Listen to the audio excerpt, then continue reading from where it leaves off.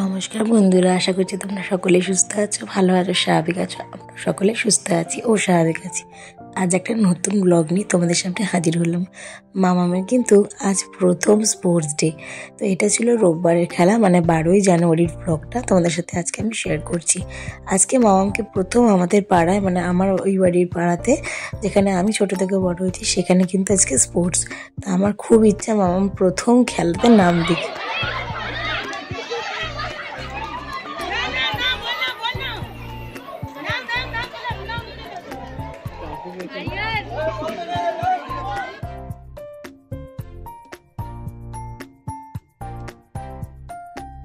তো আমার এতটাই আনন্দ লাগছিল যখন আমি জানতে পারি যে এখানে স্পোর্টস হবে। প্রত্যেক বছরই হয়, কিন্তু মামাম তো ছোটো ছিল, এবছর একটু বড় হয়েছে, তাই ভাবলাম চলো এবছর থেকে ওকে প্রত্যেকটা খেলাতে পার্টিসিপেট করি। আমরা চলে এসেছি বাড়িতে, আর তোমরা তো দেখলেই, তোমাদেরকে ভিডিও করেই দেখিয়ে দিচ্ছি মামামের খেলাটা। ও তো অনেকটাই ছোট এখন, আমরা কোনো কিছু ভেবেই যাইনি যে ফার্স্ট সেকেন্ড থার্ড মানে হতেই হবে বা না হলে হবে না, কিছু না, কারণ এতটাই ছোট, ওর এইসব ফিলিংসই নেই যে কি ফার্স্ট কি সেকেন্ড কি থার্ড কিভাবে যেতে হয়। যেটুকু বলে দিয়েছি ও যায় না, দৌড়ে গিয়ে চকলেট নিতে হবে, বল নিতে হবে। তো ওর এটা কি হলো, ওর কাজটুকু করে দিয়েছে, গিয়ে নিয়ে নিয়েছে, বলে যত বেড়েছে আস্তে আস্তে গেছে। তো এরকমই হয়, ছোটো বয়সে তো এরকমই হবে, আস্তে আস্তে যখন বড় হবে তখন। আর খেলাতে হার জিত তো থাকবেই, মানে ওকেই যে বছর বছর জিততে হবে মানে নেই, যখন বড় হবে নিজের বোধ বুঝবে তখন তো অবশ্যই দৌড়ে যাবে। এখন একেবারে বেবি। আমার খুব ইচ্ছা ছিল ছোটো বয়স থেকে ওকে এইসব খেলাধুলা সব কিছু কম্পিটিশানে একদম পার্টিসিপেট করাবো, তার জন্যই দেওয়া। আমাদের এই মানে আমার ওটা বাপের বাড়ি, মানে মায়ের ওই বাড়ির ওই দিকের পাড়া, আর এখানে মানে ওদের রাজদের এখানে পাড়াতেও আমি নাম দেওয়াবো, তখন আবার দেখা যাবে কি হয়। তো অনেকক্ষণ পর আবার ভিডিওটা কন্টিনিউ করছি। মামামকে স্নান টান করিয়ে আসলে সকালবেলা আমি বাইরে বেরিয়ে পড়েছি, মানে বুঝতেই পারছো কতটা অসুবিধা হয়। তো যাই হোক, প্রথমবার মামামের খেলা, সেটা বাদ দিলে তো চলতো না, তার জন্য আমি গেছিলাম। তারপরে এসে আবার ঘরের কাজ করা, এখনও আমার ঝাড়পোছ দেওয়া হয়নি, বিছনা টিছনা সব ঠিকঠাক করে মামামকে আগে স্নানটা করাই, কারণ ও ছোটো তো, ওর ঠান্ডা লেগে গেলে ওটা একটা মুশকিল, তাও বাঁচাতে পারি না, ঠান্ডা লাগা থেকে আমি বাঁচাতেই পারি না।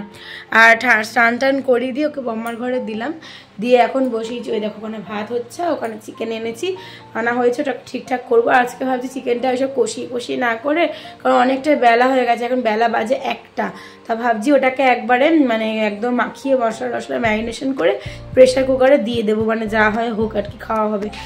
আর একটা জিনিস তোমাদেরকে দেখাবো, সেটা হচ্ছে তারা ব্যাক ক্যামেরা করে, ওটা সামনেই, আজকে হচ্ছে 12 তারিখ, আর সামনে আর 2 দিন পর মামামের জন্মদিন 14 তারিখে।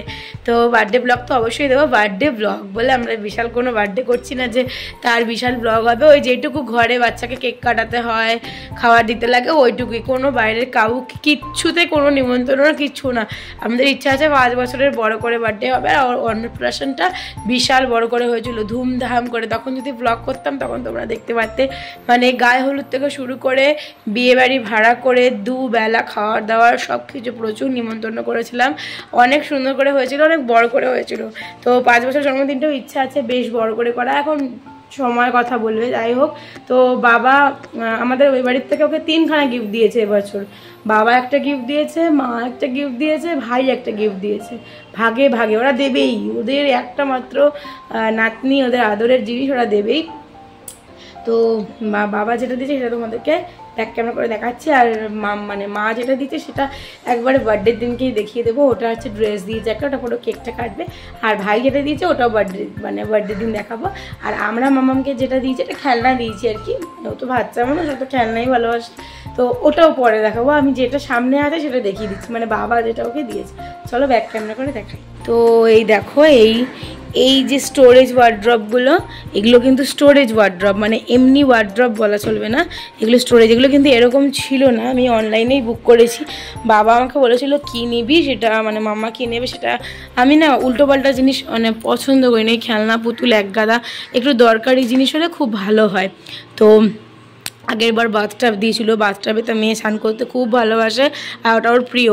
তাই আমি বললাম তো ওর এত জামা প্যান্ট, আমার কিন্তু 3 তাকের আলমারি, মানে 3টে ফোল্ড, তারপরেও মামামের এত হয়ে গেছে না, শীতের জিনিস সব কিছু ঘরে পড়ার থেকে শুরু করে সব।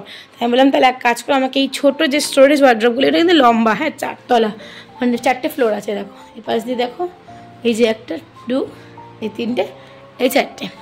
তো আমি বলেছিলাম তাহলে এরকম টাইপেরই দাও, বেশ মানে এগুলোর মধ্যে অনেক কিছু, দেখো স্পেস দেখবে ভেতরে অনেকটা স্পেস, দেখো অনেক স্পেস, বেশ বেশ এখান থেকে এতটা মতন জায়গা। তো এগুলো ভাঙার ব্যাপার নেই জানো তো, এগুলো একটু ফাইবার কী বলে এগুলোকে যেন, সের ওপর। তো এর মধ্যে অনেক কিছু গুছিয়ে আমি সাজিয়ে গুছিয়ে রাখতে পারবো আর কি, এমনি সাজিয়ে গুছিয়ে রাখি তাও আর কি আরও একটু গুছিয়ে থাকবে ঘর দুয়ারগুলো। এর মধ্যে এক জায়গায় থাকবে ওর ঘরে পরার জামা, তারপরে স্কুল ব্যাগ, বইপত্র যা আছে সব সব আর কি, ডায়পার, ওয়াইপস, মেডিসিন সব থাকলে আর কি সুন্দর লাগবে দেখতে। তার জন্য বাবা এটা দিয়েছে। কেমন হয়েছে অবশ্যই জানাবে। তো এখানে দেখো মাংসটা ম্যারিনেশন করে রেখে দিয়েছি অনেকক্ষণ ধরে, সব মশলা টশলা একবারেই মাখিয়ে নিয়েছি। আর এখানে প্রেশার কুকার বসিয়ে এর মধ্যে আলুটাকে ভাজা ভাজা করছি। এটা তুলে রেখে মাংসটা করব, আর আলু দিয়ে লাস্টে 1-2 সিটি দেবো, কারণ নতুন আলু তো গলে যাওয়ার সম্ভাবনা আছে। একবারে মানে 10টা সিটি 6টা সিটি পড়লে আর দেখতে হবে না, তাহলে আলুর তরকারি হয়ে যাবে। তো এই হচ্ছে, এখানে মামামিটা একবারই হয়েছে, লঙ্কার গুঁড়ো দেইনি, আজকে লঙ্কা ছাড়াই খাওয়া। আসলে আমাদের রাত্রে আজকে পিকনিক আছে, সেই জন্য মানে আমরা দুপুরবেলা চাইছি একটু হালকা হুলকাই খেতে, একদম পাতলা পুতলা। চলো তোমাদেরকে দেখাই মাংসটা কেমন হয়েছে আজকে। অন্য দিনের চুলোটা একেবারে আলাদা, এটা মাম্মার, এইটা কি একই সব, এটা মাম্মার।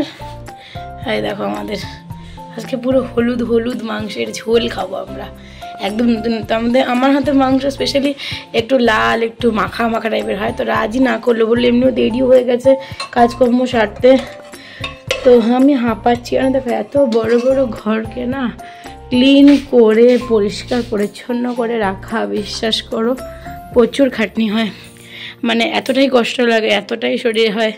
তাও দেখো না খাটের ওপর জামা প্যান্ট যেগুলো আর কি মানে শুকনোগুলো নিয়েছি, এখনও ভাঁজ করা হয়নি। যতটা পারি আমি সবসময় ঘর গুছিয়ে গাছিয়ে একদম টিপটপ, এটা আমার রেগুলারের কাজ, মানে এটা কোনো পার্টিকুলার ডে হিসেবে না, রেগুলার এরকম সোফা ঠিকঠাক থাকবে আমার ভীষণ ভালো লাগে। সব ঘর আমি চেষ্টা করি।